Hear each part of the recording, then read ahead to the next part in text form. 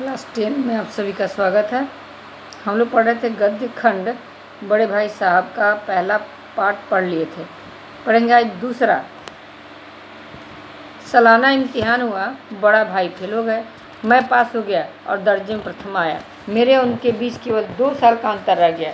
जी मैं आया, भाई साहब को आड़े हाथों लूँ। आपकी वह घोर तपस्या कहाँ गई? मुझे देखिए, मज़े से खेलता भी रहा और दर्जे में अव्वल भी हूँ। लेकिन वह इतने दुखी उदास थे, मुझे उनसे दिली हमदर्दी हुई और उनके घाव पर नमक छिड़कने का विचार ही लज्जास्पद जान पड़ा। हाँ, अब मुझे अपने ऊपर कुछ अभिमान हुआ और आत्म सम्मान भी बढ़ा।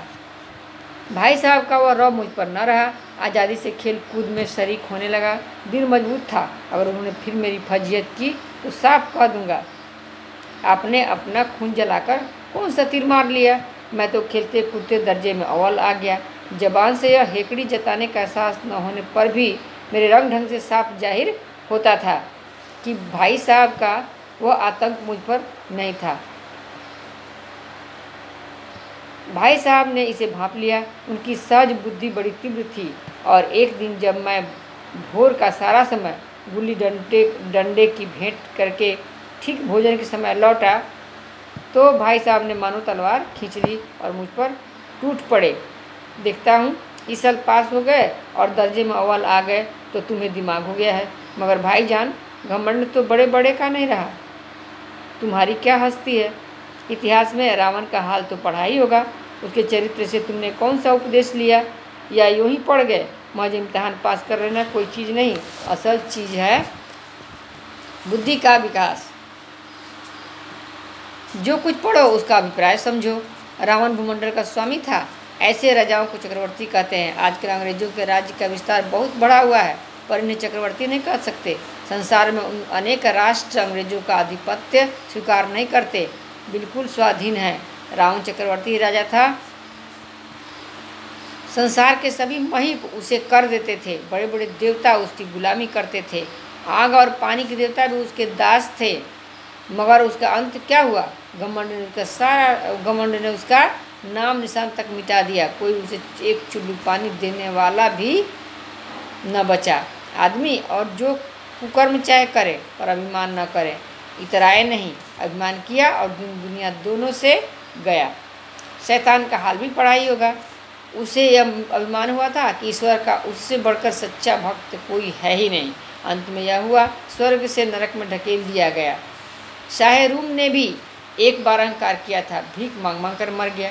तुमने तो अभी केवल एक दर्जा पास किया है और अभी से तुम्हारा सिर फिर गया। तब तो तुम आगे बढ़ चुके। यह समझ लो कि तुम अपनी मेहनत से नहीं पास हुए। अंधे के हाथ बटेर लग गई, मगर बटेर केवल एक बार हाथ लग सकती है, बार बार नहीं लग सकती। कभी कभी गुल्ली डंडे में भी अंधा चोट निशाना पड़ जाता है। इससे कोई सफल खिलाड़ी नहीं हो जाता। सफल खिलाड़ी वह है जिसका कोई निशाना खाली नहीं जाए। मेरे फेल होने पर मत जाओ। मेरे दर्जे में आओगे तो दांतों पसीना आ जाएगा। जब अलजबरा और ज्योमेट्री के लोहे के चने चबाने पड़ेंगे और इंग्लिस्तान का इतिहास पढ़ना पड़ेगा। बादशाहों के नाम याद रखना आसान नहीं। 8 हेनरी हो गुजरे हैं। कौन सा कांड किस हेनरी के समय में हुआ, क्या यह याद कर लेना आसान समझते हो? हेनरी 7वें की जगह हेनरी 8वां लिखा और सब नंबर गायब। सफा चट। सिफर भी ना मिलेगा, सिफर भी हो किस ख्याल में? दर्जनों तो जेम्स हुए हैं, दर्जनों विलियम, कौड़ियों चार्ल्स। दिमाग चक्कर खाने लगता है, आंधी रोग हो जाता है। इन अभागों को नाम भी न जुड़ते थे। एक ही नाम के पीछे दोयम, सोयम, चहलुम, पंचुम लगाते चले गए। मुझसे पूछते 10 लाख नाम बता देता। और ज्योमेट्री तो बस खुदा ही पना। और ब ज की जगह और ज ब लिख दिया और सारे नंबर कट गए। कोई निर्दयी मुमतहीनों से नहीं पूछता कि आखिर अ ब ज और अ ज ब में क्या फ़र्क है, और व्यर्थ की बात के लिए क्यों छात्रों का खून करते हो? दाल भात रोटी खाई या भात रोटी खाई, इसमें क्या रखा है? इसमें क्या रखा है? मगर इन परीक्षकों को क्या परवाह? वह तो वही देखते हैं जो पुस्तक में लिखा है। चाहते हैं कि लड़के अक्षर अक्षर रट डालें, और इसी रटंत का नाम शिक्षा रख छोड़ा है। और आखिर इन बेसिर पैर की बातों को पढ़ने से बातों के पढ़ने से फ़ायदा, इस रेखा पर वह लंब गिरा दो तो आधा लंब से दुगुना होगा। पूछिए इससे प्रयोजन दुगुना नहीं चौगुना हो जाए या आधा ही रहे मेरी बला से, लेकिन परीक्षा में पास होना है तो यह सब खुराफात याद करनी पड़ेगी। कह दिया समय की पाबंदी पर एक निबंध लिखो जो 4 पन्नों से कम ना हो। अब आप कॉपी सामने खोले, कलम हाथ में लिए, उसके नाम को रोइए। कौन नहीं जानता कि समय की पाबंदी बहुत अच्छी बात है। इससे आदमी के जीवन में संयम आता है, दूसरों का उस पर स्नेह होने लगता है और उसके कारोबार में उन्नति होती है। इस जरा सी बात पर 4 पन्ने कैसे लिखें और उसके कारोबार में कैसे लिखें जो एक वाक्य में कही जाए, उसे 4 पन्नों में लिखने की ज़रूरत। मैं तो इसे हिमाकत कहता हूँ।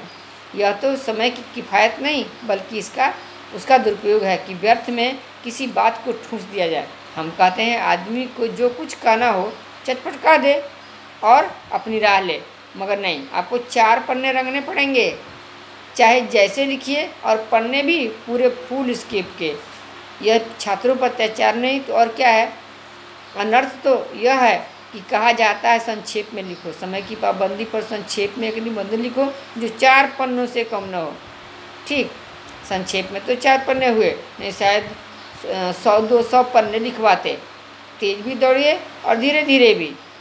उल्टी बात है या नहीं, बालक भी इतनी सी बात समझ सकता है, लेकिन अध्यापकों को इतनी तमीज़ भी नहीं। उस पर दावा है कि हम अध्यापक हैं। मेरे दर्जे में आओगे लाला तो ये सारे पापड़ बेलने पड़ेंगे और तब आटे दाल का भाव मालूम होगा। इस दर्जे में अव्वल आ गए हो तो ज़मीन पर पाँव नहीं रखते। इसीलिए मेरा कहना मानिए, लाख फेल हो गया हूँ लेकिन तुमसे बड़ा हूँ। संसार का मुझे तुमसे कहीं ज़्यादा अनुभव है। जो कुछ कहता हूँ उसे गिरा बांधिए, नहीं पछताइएगा। स्कूल का समय निकट था, नहीं ईश्वर जाने यह उपदेश माला कब समाप्त होती। भोजन आज मुझे निस्वाद लग रहा था। जब पास होने पर यह तिरस्कार हो रहा है तो फेल होने पर तो शायद प्राण ही ले लिए जाएं। भाई साहब ने अपने दर्जे की पढ़ाई का जो भयंकर चित्र खींचा था उसने मुझे भयभीत कर दिया।